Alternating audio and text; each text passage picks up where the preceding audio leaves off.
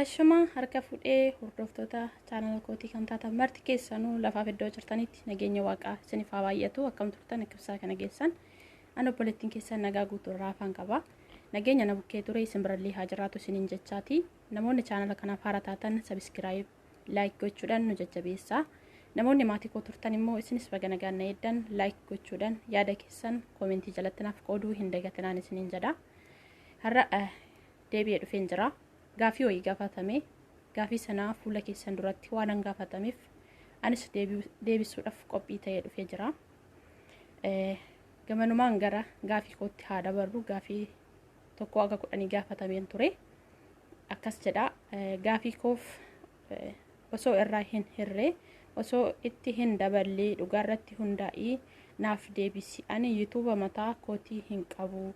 Garuu gara funduraatti banachuuf hawwiin qaba. Ammaaf hordoftoota kee funduratti gaafii koo naaf deebisii jedha. Rakkoon qabuun hin deebisa.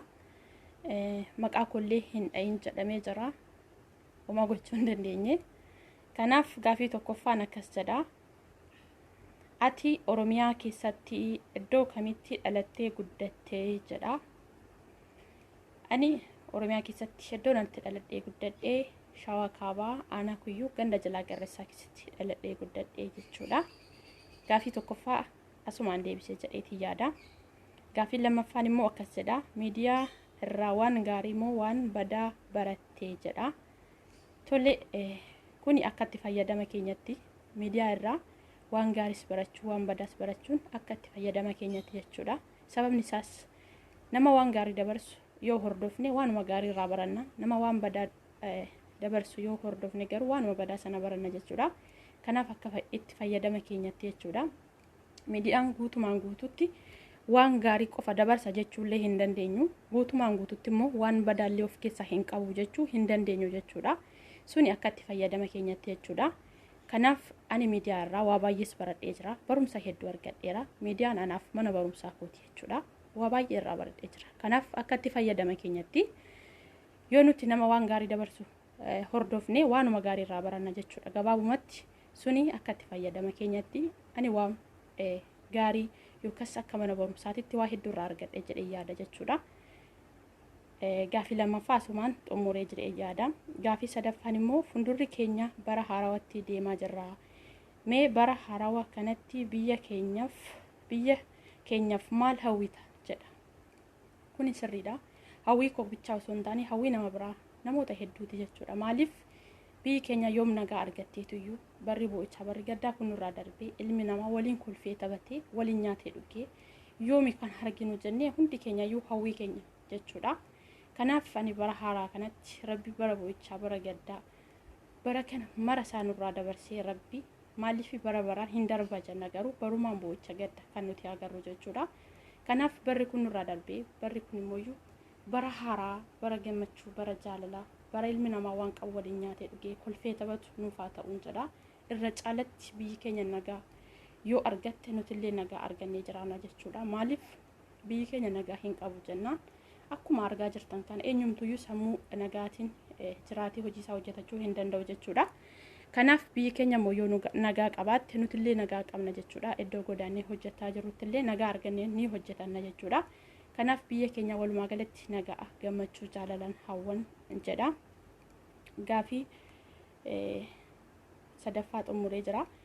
Gaafii arfaffaan immoo hiriyaa yookaan abbaa manaa qabdaa'ii yoo qabaatte hiriyaan keessuun nama akkamiiti yookaan nama badaa moo gaarii jettee yaaddaa jedha. Tole nin qabaa. Hiriyaan kakko ani nama gaariidha jedhee yaada. Nama gaarummaa ta'uusaa haala kamiin hubatte yoo naan jettanii kuni akka ilaalcha kootti jechuudha. Ilaalchi nama biraa immoo kan kiyya kana adda ta'uu danda'a waan ta'eef jechuudha. Kanaaf nama gaariidha. Namni gaarummaa isaa kan ibsu jalqaba isaa iddoo itti guddate irraa jalqaba jechuudha. Kana jechuun ko nama maatii isaatiif iddoo guddaa qabu, nama maatii isaa kabaju, nama obbolaa isaatiif iddoo guddaa qabu, nama gara laafessa namni yoo bukkeetti kufee nama sana rifatee ol kaasu, nama kufee harka qabee kaasuu danda'udha. Kanaaf nama gaariidha jedhee yaada. Akka kootti waa badaa irratti argee hin jiru, nama gaariidha hin jedha walumaa galatti jechuudha. Gaafii arfaffaallee shanaffaallee deebisee jira. Gaafii ja'affaan immoo akkas jedha. Yeroo gaa'ila dhaabdee daa'ima meeqa godhachuu barbaadda jedha. Tolee, gaafii jabaatti. Gaafii ja'affaan kun baay'ee jabaattuudha. Haa ta'u malee hin deebisa. Maaliif kun ayyama rabbiiti malee ayyama koobichaa miti. Haa ta'u malee birattis garuu amma danda'ame hin deebisa jedhee yaala. Yeroo gaa'ila dhaabdee daa'ima meeqa godhachuu barbaadda jedha. Suni ayyama rabbiiti. Akka fedha kootti immoo dubbadhu yoo naan jettan daa'ima 4 godhachuu barbaada deebisa jedhee yaada sumaanii. Gaafii 7ffaan immoo akkas jedha. Ati hiriyaa dubaraa moo hiriyaa dhiiraa irra baadhatta?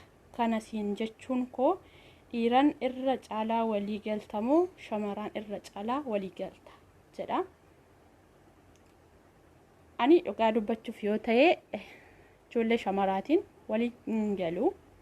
Kana siin jechuun koo yeroo baay'ee kanan irra caalatti walitti dhufeenya qabu, yoon kolfellee yoon qalladellee kanan waliin tapha baay'isu yeroo baay'ee ijoollee dhiiraati. Ijoollee dhiiraa akka obbolaa kootti nama kamiyyuu biyya kamirraa kamittuu haa ta'u baay'ee walii galtee gara caalatti jechuudha. Maaliif hin jira miti namni hiriyaa dubartootaati yeroo baay'ee osoo dhumananii waan gaariidha. Namni garuu gaafa ofiisaatii waa tokko hojjetu gaarummaa isaa malee itti mul'atu waan badaan jechuudha. Waan badaa kan irratti argu nama biraati. Yeroo baay'ee ijoollee dubartootaatiin walitti buuna. Akkasitti hiriyoota dubartoota badaa hin qabu. Ijoollummaa koo irraa qabee ijoollee dhiiraa wajjin taphadhaatti guddadhe jechuudha. Jalqabuma immoo yoo obboleeyyi koollee jechuudha. Ani kan dhaladhe ijoollee dhiiraa baay'ee keessatti ijoollee shamaraa ergan of beekee maatii koo biraa sokkee ijoollee xixiqqoon dubaraa kan dhalatte. Kanaaf ijoollee dhiiraatiin irra walitti dhufeenya qaba gabaabumatti jechuudha. Ijoollee shamaraa sun taane ijoollee dhiiraatiin irra caalatti walitti dhufeenya qaba. Deebisee yaada. Gaafii 7ffaa jechuudha. 8ffaan amantaan kee maali? Dhiifama yoon dogongore? Kana jechuun koo jalqabuma irraa qabdee amantaa kee hordofaa jirta moo guyyaa keessa jijjiirte? Tole, rakkoon qabu. Amantaan kan koo ortodoksiidha. Ani kiristaanaa. Ani amantaan koos dhaladhees maatii koos eenyu duuba koo irraa jalqaba haga dhumaatti kiristaanuma ta'uu isaaniin beeka. Guyyaa keessaas hin jijjiirre. Amantaan koo isuma tokkicha kanaan jedha. Amantaan koo kiristaanaa ortodoksiidha jechuudha. Kanaaf hin jijjiirre. Amantaan koo isuma jalqabaati jechuudha. Deebisa jedhee yaada. Gaafii 8ffaa jechuudha. Gaafii 9ffaan immoo obboleessa kee keessaa nama baay'ee jaalattu kan iccitii kee keessa walitti himattan maqaa isaa nuuf dhahi. Ajaa'iba. Tole, obbolaa koo keessaa isinitti meeraa obbolaa dhiiraatiin baay'adha isiniin jedheera. Haa ta'u malee immoo obbolaa dhiiraa keessaa yoo obbolamu kee keessaa hundaayyuu nan jaaladha. Garuu irra caalatti kan iccitii walii gadi fageenyatti beeknu, kan yeroo baay'ee waa hunda gadi fageenya waliin haasofnu obboleessa koo angafa kan angafu jechuudha. Waggaa 2 isarratti dhaladha. Baay'ee walitti dhufeenya qabna. Bakka walitti dhufeenya isiniin jedhu iccitii kan koof keessaa namni tokkoyyuu jechuudha hin beeku. Baay'een jaaladhasi. Obbolaa koo keessaa isaan irra caalaa jaaladha jechuudha. Kanaaf maqaan isaa Bilisummaa jedhama. Siif dha'ee jira. Waan na gaafatteef garuu situ beeka. Gaafii 9ffaan immoo biyya ofii irraa sokkanii biyya namaa keessa jiraachuun faayidaa miidhaa qaba jedha. Tole, biyya ofii irraa namni kamiyyuu sokkee biyya ormaa keessa gaafa jiraatu faayidaas ni qaba, miidhaas ni qaba. Garuu faayidaa isaarra miidhaa isaatu caala. Kana isiniin jechuun kiyya baay'een keenya biyya keenya irraa godaane kan godaannee tooniyyuu bakkeetti hafne kan rufatta baay'eetu jira jechuudha. Maaliif faayidaa qaba deemnee hojjennee jijjiiramna jennee baanee kan ilmi namaa bayya akka allaattiitti rufatta baay'eetu jira jechuudha. Garuu faayidaas ni qaba. Suni gizee tokko gaafatti gadi hubannee ilaalle garuu akka biyya namaa keessatti sa'aatii 24 hojjennu kana biyya keenya keessatti osoo sa'aatii 24 hojjennee inuma jijjiiramna jedhee yaada. Suni garuu haala biyya keenyattis gaafa laalle godaanee nu taasisa. Akka nuti gara biyya biraatitti godaanu nu taasisa jechuudha. Maaliif haala nagayaa wal qabatee akka garaa keetti hojjettee bobbaatee galuu dhabuurraa sana laaleeti ilmi namaa kan godaanu jechuudha. Haa ta'u malee biyya ormaa kanuma ormaati jechuudha kan namaa hin ta'u. Eessumattuu kan akka biyya ofiitti namaa ta'u hin jiru. Biyya kee keessatti kabajaa qabda. Ulfina qabda.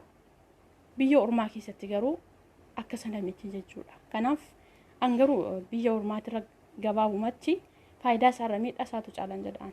Malee faayidaa isaa osoo nu hojjenna biyya keenya nagaa ta'ee hojjenne isuma biyya keenya keessatti hojjennu sanatu irra nuuf kabajaa qaba jedheetii yaada.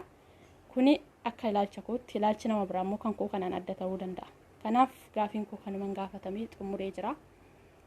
Namni gaafii na gaafattes galatoomii asumaan hordoftoonni kiyyas isinilleen aga dhaggeeffattan galatoomaa laayikii gochuu hin dagatinaa. Namoonni maatii koo hin turre sabskiraabii godhaa, koomentii ani yaada keessanaaf himaa. Bakkeen itti dogongore wanta sirreessuu qabu natti himaa, koomentii naa kaa'aa. Maaliif nama ta'e namni hin dogongorre hin jiru, namni ni dogongora. Kanaaf dogongora keenya kan wal sirreessuu qabu immoo numa waan ta'eef dogongora isatti akkan dogongore na hubachiisaa, nin sirreessaa. Gaafii qabdan taanaan immoo na gaafadhaa. Gaafii xiqqoos gaafii baay'ees yoo ta'e isiniif deebisuuf ani qophiidha. Na gaafadhaa, rakkoo tokkoyyuu hin qabuun isiniin jedhaa.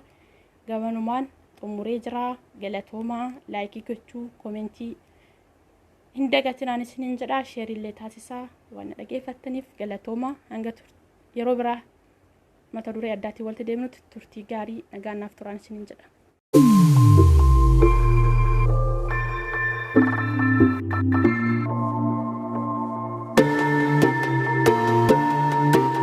You